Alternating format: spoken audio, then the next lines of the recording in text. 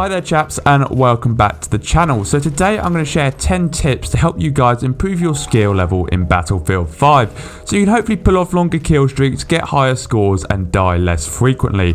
However, you may be wondering, well, how do I know this YouTube channel is actually providing the goods and not just waffling?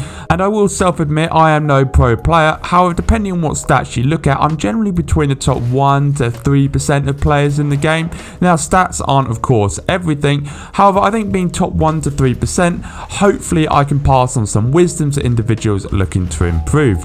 Now, some of the points going to be shared are more conceptual and general in nature, and therefore, for those points, I thought the best way to showcase them would just to have gameplay footage in the background, a mix of different clips from the last few weeks. Yeah, on other occasions and other tips, if I feel like the point can be really illustrated well with a clip, we can do a little bit of a deeper analysis on that point. So jumping into point number 1 then is know where your closest point of cover is at all times. It's very, very easy to get caught off guard in this game. At the end of the day, there's 32 people on the opposing team and large map layouts, meaning those 32 people can often approach from a variety of different directions.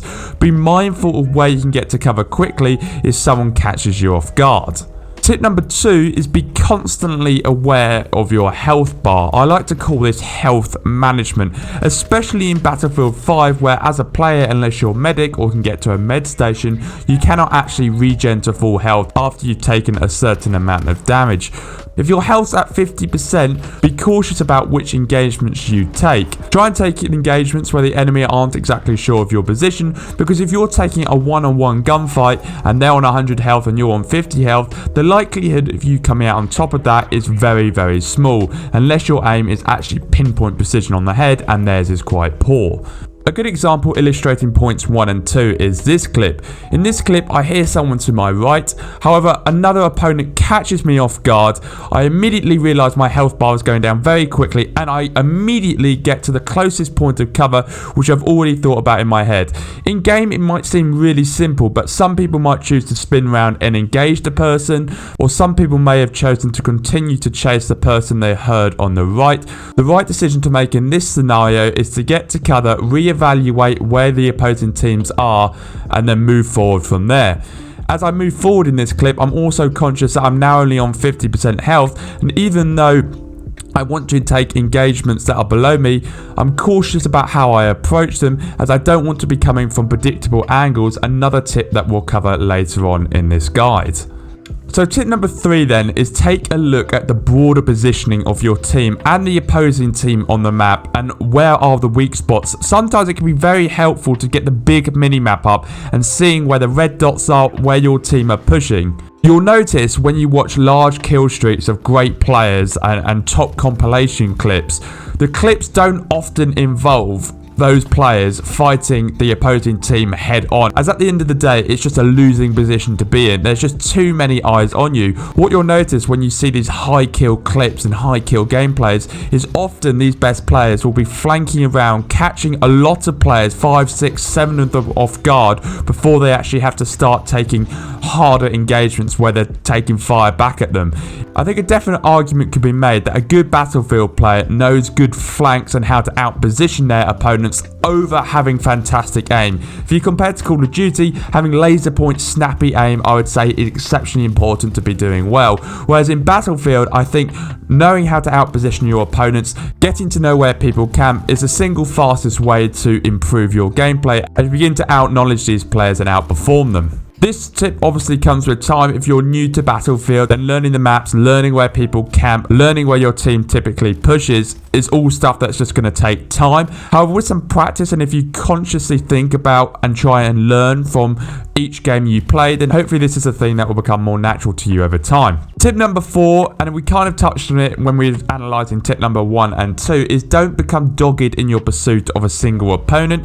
If you lose track of them, or if you're aware they've pushed back to their team, be cautious. Live to fight another day. Health management again should become before kills, if that makes sense. I think a clip that illustrates this point really well is on the screen now. As you can see, I begin to engage this opponent, but I'm only on 60 health, so I wanted to catch him off guard. My aim wasn't perfect, and I don't kill him, I don't secure the kill before he notices where I am. So instead of continuing that fight, I back out, reload, get my full mag out, and reposition to a new position where he might not be expecting me. In this case, a lot of them aren't expecting me. I managed to get a quick 3 easy kills, again, with people not noticing me. These are 3 kills that are really easy to achieve because they weren't shooting back. Now, I could have continued down that path, but I know there were more players around, so I repositioned where they may not have been expecting me, and the 4th guy to come around expects me to go down that corridor, looks that way, I get an easy kill in the back. I never become dogged in my pursuit of a single opponent here. I'm constantly repositioning. Yes, I knew there was more enemies straight ahead of me in that scenario, but instead of becoming dogged and chasing for the kills, I took my time to reload, reposition, re-health as much as I could before the next enemy approached. And this leads nicely into point number 5, and this clip also illustrates this very well, is try and be unpredictable in your positioning. If there's an option to pick a different angle, do it. As you can see in a lot of these clips and throughout this whole clip that we're looking at now, you'll notice every single kill I get, I reposition my character to a new area of this building. I'm constantly on the move. This means that your opponent has to constantly be rethinking and reevaluating where you are. If you're staying in the same position and you've just shot there, they're going to know your exact location. A lot of the times here you'll notice I've moved from somewhere very, very quickly, and people have come around thinking I'd still be there, and I've managed to catch them in the back. Try and be as unpredictable as possible in your movements when it comes to playing Battlefield 5.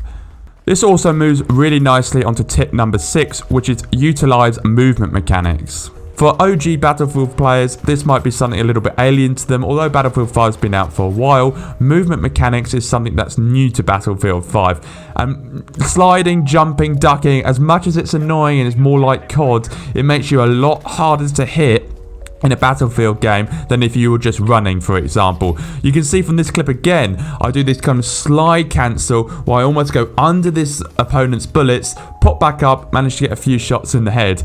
Utilizing these movement mechanics to your advantage can be the difference between a win or a loss in a gunfight. Tip number 7 then is utilize your class to the best of its ability. Now this may sound really, really simple and self-explanatory, but if you're a medic class, try and close the distance as much as possible. You've got an SMG-like weapon, that is where your advantage comes into play. Try not to take longer engagements with a medic class. I'd strongly recommend running smoke grenades, not only smoke grenades but the smoke launcher. These are great effective tools to help you close the distance on your opponent, giving you the advantage as that's where medic guns are designed to be used. If you're using a support gun, kind of linking back to point number 3, be aware of the wider positioning of the opposing team and your team. Support guns widely, if you're using the bipoded support guns, they're designed to be holding down choke points and large areas where enemies are pushing. Of course, there are different guns and supports like the shotguns, which are a completely different narrative when it comes to how to play them. But again, it links to medic. If you're using a shotgun, you want to be constantly closing the distance. You don't have smokes to support, but you can use your team's smoke grenades if they're down. Try and look for areas where there are tight engagements in buildings. That's where you want to be using a shotgun. And an assault player, well, that's kind of a happy medium. Try and take those mid-range engagements. That's where assault players excel. But it's constantly being aware of what class you're running and trying to capitalize on every advantage you can get from that class. So tip number 8 then, and it's more conceptual in nature, but if you're looking for more kills and a higher score, play the objective as much as possible. More enemies are going to be located on objective points, and score multipliers exist in objective areas, so almost anything you do within an objective area is worth a lot more points. This is how you're going to get to the top of the leaderboard, by getting that high score. Tip number 9 then is use audio and visual cues as much as possible. You've seen it in some of the clips that we've already analysed. But if you've got yourself even a basic headset, all you need is left and right sound. Try and pick up on as many audio cues as possible. The sound quality in Battlefield 5 is actually pretty good. You can hear people coming at you from quite a long way away. If you can hear someone coming and you know you're not in a good position, back to previous tips, get to your closest point of cover, look at your health bar, try and recover your situation by reloading, get in as good as a position as possible to take that next engagement. Try and limit yourself getting caught off guard as much as possible in this game by using these audio and visual cues. A visual cue, for example, you can create for yourself. In this clip, you'll see that I closed the door. and then immediately an enemy almost comes through that door. This is not only an audio cue but also a visual cue, whereas previously this opponent might just caught me off guard by walking through that open door, creating little sound and little visual cues. It's the small things, but that made it a very easy kill to achieve. Tip number 10 then is provide for your team as much as possible. In some situations it's not going to be tenable to revive a teammate, and knowing when and where you can revive someone or give someone ammo safely comes with practice. Yet it not only helps them but you as well by operating as a team.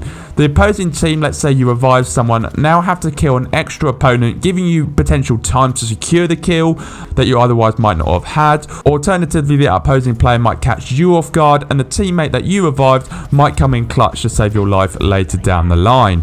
Even if you're a very skilled player, numbers do come into factor. If they've got more players pushing a certain objective, it becomes very, very hard to perform well. You may have noticed this for yourself when you have a poor team. If you have a poor team that's not reviving, not playing the objective, it becomes harder for almost everybody on that team.